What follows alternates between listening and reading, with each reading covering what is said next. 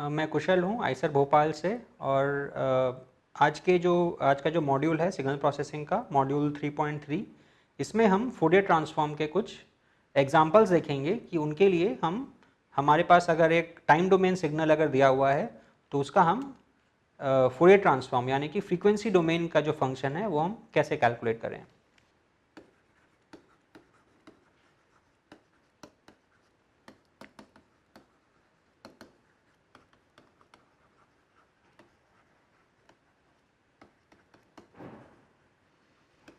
So this is part 1। हम आगे के एक मॉड्यूल में और भी कुछ एग्जांपल्स देखेंगे जिसे हम पार्ट 2 का नाम देंगे।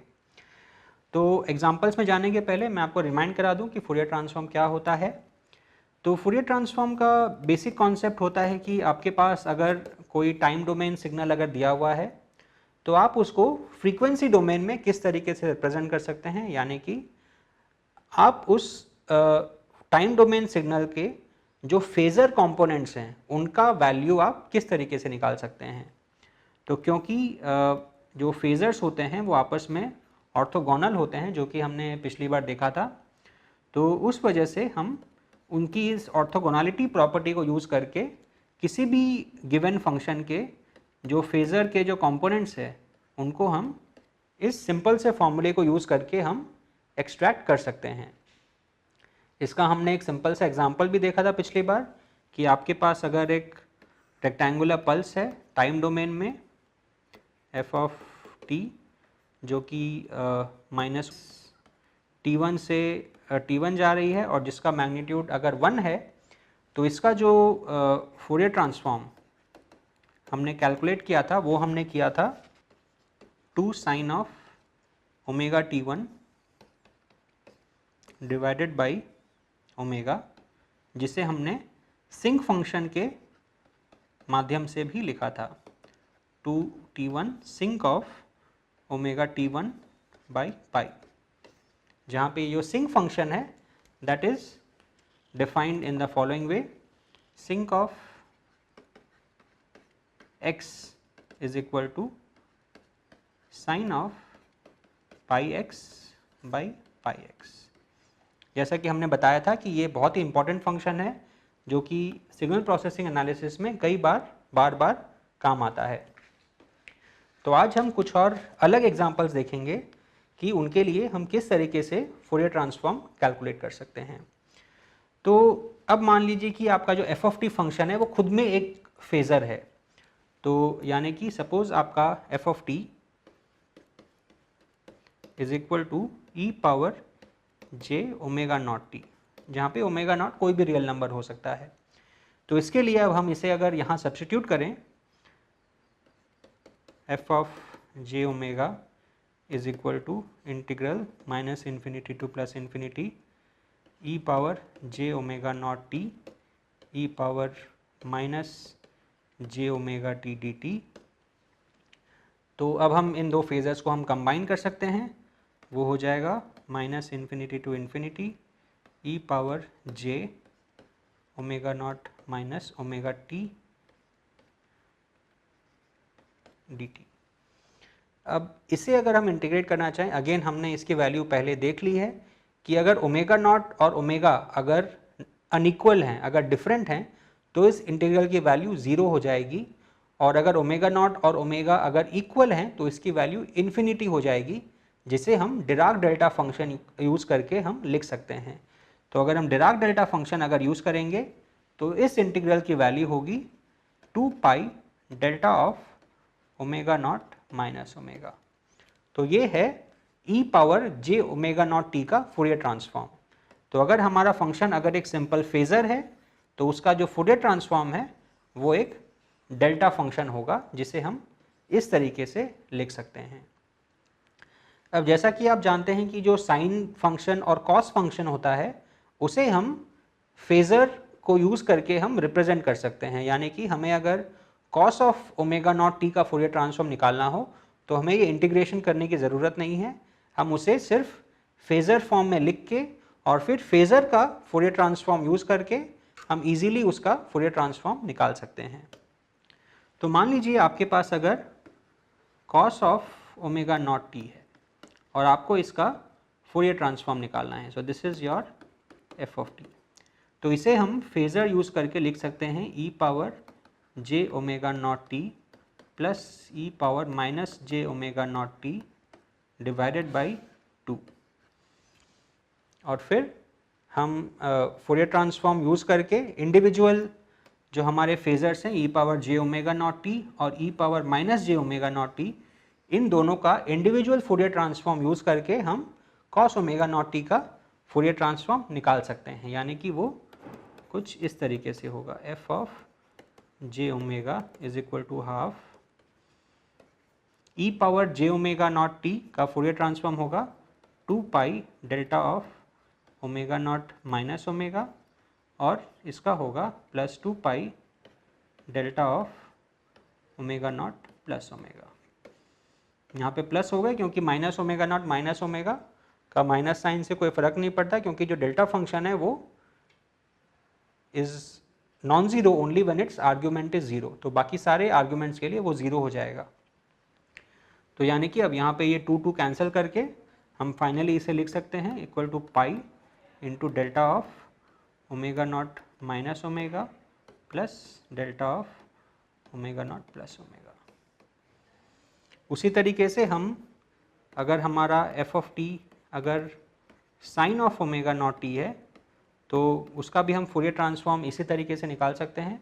सबसे पहले हम sine of omega not t को फेज़र फॉर्म में लिखेंगे, तो वो हो जाएगा e power j omega not t minus e power minus j omega not t divided by 2j। और फिर से हम अगर इन इंडिविजुअल फेजर्स का फोरियर ट्रांसफॉर्म लिखें और फिर इनको अगर हम यहाँ सब्स्टिट्यूट करें तो फाइनली कुछ सिंपल मैथमेटिकल मैनिपुलेशंस के बाद हमारा ये फोरियर ट्रांसफॉर्म हो जाएगा pi by J into delta of omega not minus omega minus delta of omega not plus omega. तो ये है हमारा Fourier transform of simple sinusoidal and simple cos function. अभी हम थोड़े से और इन्वॉल्व एग्जांपल्स को देखते हैं। तो अभी सपोज फेज़र की जगह आपका जो ई पावर का जो कोएफिशिएंट है, सपोज वो एक रियल नंबर हो, यानी कि एफ ऑफ टी अगर हो ई पावर माइनस ए टी। अब इस फंक्शन के साथ में ये प्रॉब्लम क्या है कि ये जो फंक्शन है ये नेगेटिव टाइम के लिए ब्लो अप कर जाता है। आप अगर इस फंक्शन को अगर प्लॉट करेंगे T e power minus A T, तो ये जो फंक्शन है अगर हमारा जो a है हम उसे अगर पॉजिटिव मान रहे हैं तो पॉजिटिव टाइम के लिए जो हमारा ये सिग्नल है वो कम होता जाएगा, लेकिन नेगेटिव टाइम के लिए सिग्नल बढ़ता जाएगा, यानी कि ये सिग्नल कुछ इस तरीके से दिखेगा। तो हम अगले मॉड्यूल में देखेंगे कि इस तरीके के जो सिग्नल्स होते हैं उनके लिए फोरियर ट्रांसफॉर्म निकालना मुश्किल होता है, वो फोरियर ट्रांसफॉर्म एक्चुअली एग्जिस्ट ही नहीं करता है। तो इसीलिए इस फंक्शन का फोरियर ट्रांसफॉर्म निकालने के लिए हम क्या करेंगे, हम इसे u ऑफ t से मल्टीप्लाई कर देंगे। u ऑफ t जैसा कि हमने फर्स्ट वीक के जो मॉड्यूल्स थे उसमें हमने देखा था, u of t is a unit step function. तो u ऑफ t जो होता है वो कुछ इस तरीके से होता है कि वो पॉजिटिव टाइम के लिए 1 होता है और नेगेटिव टाइम के लिए वो 0 होता है। यानी कि हम अगर अपना अब f ऑफ t अगर प्लॉट करते हैं जो कि है e power minus A T into you of t, तो वो फंक्शन सिर्फ इतना ही रह जाएगा, उसका जो लेफ्ट हैंड साइड का पोर्शन है वो कट होके वो 0 हो जाएगा। तो ये इस फंक्शन के लिए अब हम फोरियर ट्रांसफॉर्म कैलकुलेट कर सकते हैं फोरियर ट्रांसफॉर्म का फॉर्मूला यूज़ करके। तो आइए देखते हैं क्या वैल्यू निकलती है। तो f ऑफ जे ओमेगा जैसा कि हम जानते हैं is equal to integral minus infinity to infinity f of t e power minus j omega t d t. तो यहाँ पे अब हम अगर f ऑफ t सब्स्टिट्यूट करते हैं तो क्योंकि हमारा जो यूनिट स्टेप फंक्शन है u ऑफ t वो नेगेटिव टाइम के लिए 0 है, तो हमारा जो इंटीग्रल है वो सिर्फ 0 टू इन्फिनिटी तक ही रह जाएगा। तो हम इसे लिख सकते हैं, पहले हम पूरा एक बार लिखते हैं minus infinity to plus infinity e power minus A T U of t e power minus j omega t d t. अब हमें अगर u ऑफ टी हटाना है तो वो बहुत आसान है, हम u ऑफ टी हटाएंगे और इंटीग्रल की लिमिट्स को हम 0 से इन्फिनिटी तक लिख देंगे। और फिर क्योंकि हमारा जो इंटीग्रल है उसके अंदर में हमारे पास दो फेजर्स हैं, एक तो ये e power minus A T और एक ये e power minus j omega T. तो इन दोनों को कंबाइन करके हम लिख सकते हैं e power minus a plus j omega t d t. अब इसे हम इंटीग्रेट कर सकते हैं सिंपल इंटीग्रल फॉर्मूला यूज़ करके, तो वो बन जाएगा e power minus a plus j omega t divided by minus a plus j omega, limits are from 0 to infinity. अब यहाँ पे हम अगर लिमिट्स अप्लाई करते हैं तो जब हमारा टाइम इन्फिनिटी जब है, तो टाइम अगर इन्फिनिटी है और अगर a अगर पॉजिटिव है तो ये जो नंबर है ये पॉजिटिव इन्फिनिटी हो जाएगा, तो नेगेटिव साइन के साथ ये माइनस इन्फिनिटी हो जाएगा और e की value at minus infinity e to the power minus infinity is 0। तो at infinity this function becomes 0।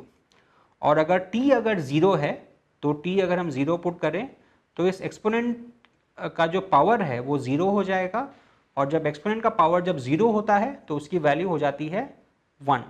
यानी कि हम अगर ये लिमिट्स पुट करेंगे तो हमारे पास फाइनल वैल्यू आएगी 1 प्लस ए प्लस जे ओमेगा। ये है इसका फाइनल फूरियर ट्रांसफॉर्म। लेकिन यहाँ पे एक बहुत इंपॉर्टेंट पॉइंट है कि ये आंसर तभी वैलिड है जबकि हमारा a पॉजिटिव है। अगर a अगर नेगेटिव है तो फिर फूरियर ट्रांसफॉर्म हम डिफाइन नहीं कर सकते हैं इस केस के लिए। सो this is only when a is positive. तो अगर a पॉजिटिव है तो हमारा जो एक्सपोनेंशियल है जिसको हमने यूनिट स्टेप के साथ में मल्टीप्लाई किया है उसका फूरियर ट्रांसफॉर्म है 1 by A plus j omega. ये भी एक बहुत इंपॉर्टेंट फूरियर ट्रांसफॉर्म है जो हम आगे के कई कॉन्सेप्ट्स को समझने के लिए यूज़ करेंगे। अब अगला एग्जांपल देते हैं। अब सपोज हमने एक वन साइडेड एक्सपोनेंशियल फंक्शन लिया था, क्योंकि नेगेटिव एक्सिस में वो फंक्शन इन्फिनिटी पे चला जा रहा था। लेकिन हम एक अलग तरह का एक्सपोनेंशियल फंक्शन ले सकते हैं जो कि नेगेटिव टाइम और पॉजिटिव टाइम दोनों के लिए ही नॉन ज़ीरो है, लेकिन वो इन्फिनिटी पे नहीं जाता है। तो हम कुछ इस तरह का फंक्शन ले सकते हैं।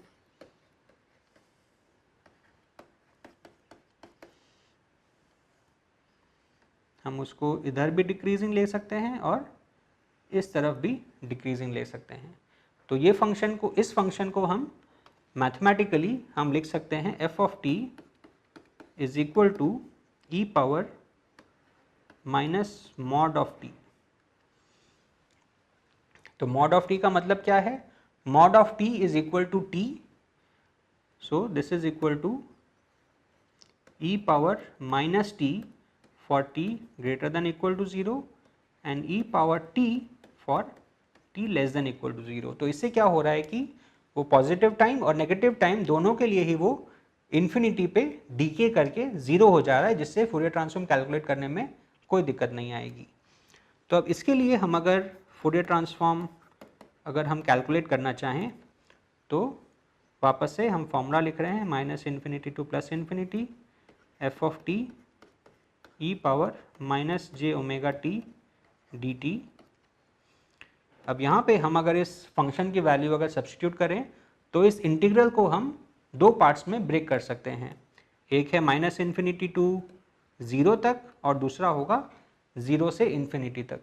तो माइनस इन्फिनिटी से 0 तक ये जो फंक्शन है वो है e power t into e power minus j omega t d t, और फिर plus integral 0 to infinity e power minus t into e power minus j omega t d t. अब आप ये अगर इंटीग्रेशन करेंगे, जो कि करना बहुत आसान है, तो आप देखेंगे कि इस इंटीग्रल की वैल्यू होगी 1 बाई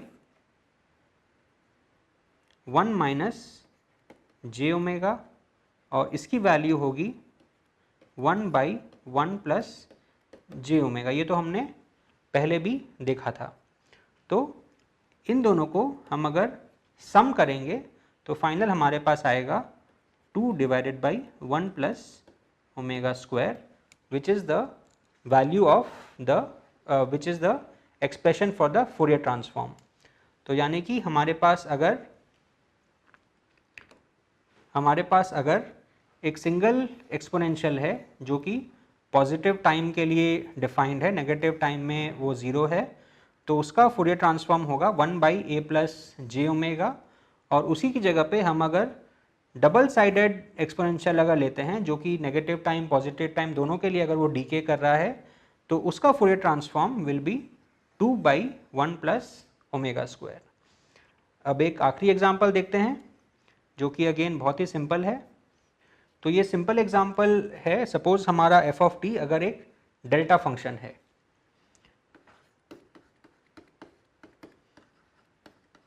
हमने देखा था कि अगर हमारा एफ ऑफ टी अगर एक फेजर है तो उसका फूरियर ट्रांसफॉर्म डेल्टा फंक्शन होता है। यानी कि हमने देखा था अगर हमारा एफ ऑफ टी अगर है e power j omega not t तो हमारा फूरियर ट्रांसफॉर्म जो है वो है 2 pi into 2 pi delta of omega minus omega naught. लेकिन अगर हम टाइम डोमेन में अगर डेल्टा फंक्शन लेते हैं तो उसका फूरियर ट्रांसफॉर्म क्या होता है।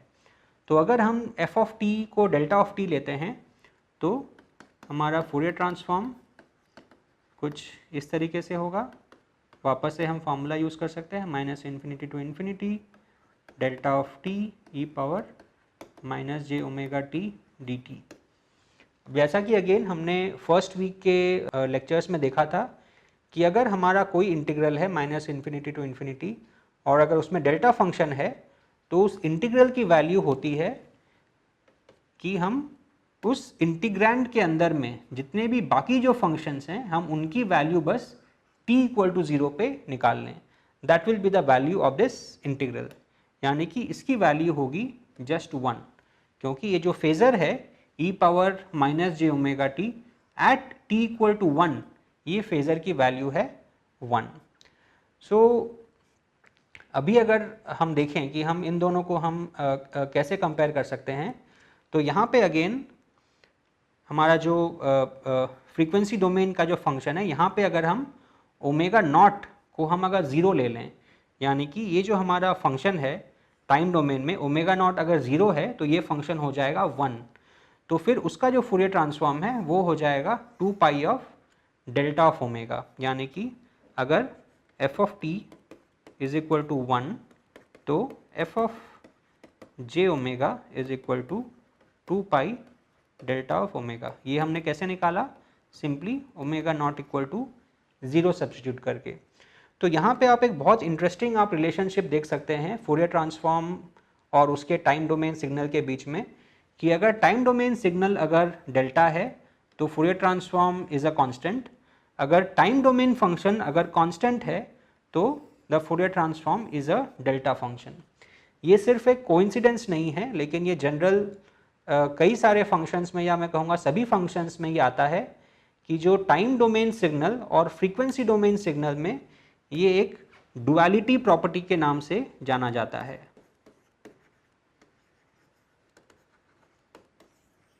तो इसके बारे में और डिटेल्स हम जानेंगे, लेकिन ये बहुत सिंपल एग्जांपल से। सो इस एग्जांपल में हम देख रहे हैं कि हमारा जो टाइम डोमेन सिग्नल है अगर वो एक डेल्टा फंक्शन है और तो हमारा जो फूरियर ट्रांसफॉर्म है वो कांस्टेंट आएगा, और अगर हमारा टाइम डोमेन सिग्नल अगर कांस्टेंट है तो हमारा फूरियर ट्रांसफॉर्म जो है वो डेल्टा फंक्शन आएगा। तो इस तरह के कॉम्प्लीमेंट्री प्रॉपर्टीज़ हम और भी कई एग्जांपल्स में आगे देखेंगे, बट अभी के लिए मैं सिर्फ आपको ये कॉन्सेप्ट से इंट्रोड्यूस कराना चाहता था। तो इस मॉड्यूल में हमने देखा फूरियर ट्रांसफॉर्म के कई सारे एग्जांपल्स, और हमने ये भी देखा कि सिंपल फंक्शंस के लिए इनको कैलकुलेट करना बहुत आसान है।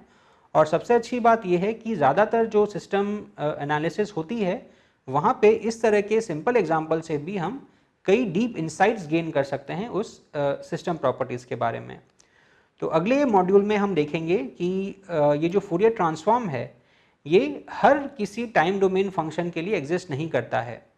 तो उस टाइम डोमेन फंक्शन के क्या प्रॉपर्टीज़ होने चाहिए ताकि वो फूरियर ट्रांसफॉर्म एग्जिस्ट करे, ये हम मॉड्यूल 3.4 में देखेंगे। Thank you.